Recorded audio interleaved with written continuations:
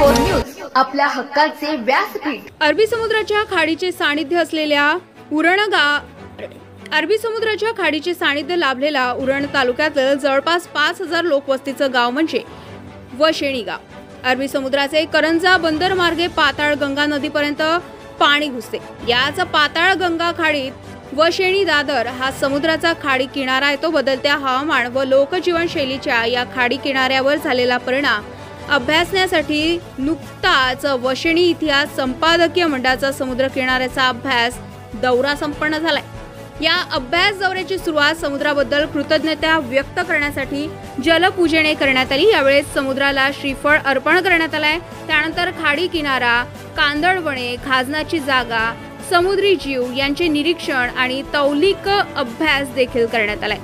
या तौनिक अभ्यासनातून गेल्या 20 ते 25 वर्षापूर्वीच्या समुद्र किनारा आणि आताचा समुद्र किनारा याबाबत खूपच बदल झालेला दिसून येत आहे। बदलत्या हवामानानुसार या किनाऱ्यावरील खालखुबे, शंखखुबे, आगरे, कांदिरवाल, तायतुपय यासारखे समुद्रीय जीव दुर्मिळ झाल्याचं दिसून येत आहे। तर खाजनाच्या जागेत चिखलावर मौज मजा करणारा निवटा मासा, पालका यांचे प्रमाण देखील खूपच कमी झाले।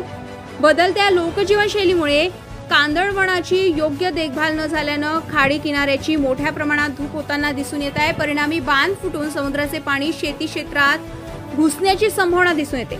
वशेणी दादर पूल आणि खाडी परिसरात येणारे पर्यटक व मद्यप्रेमी यांच्यामुळे काचेच्या बाटल्या, प्लास्टिक कागद याचे साम्राज्य किनाऱ्यावर दिसून येतं। याबाबत जनजागृती होणे गरजेचे आहे। समुद्राच्या खाड्या पाण्यावर जगणारी, खाण्यालायक उपलब्ध असणारी, भरपूर प्रमाणात आयोडीन देणारी वनस्पती म्हणजे डावला।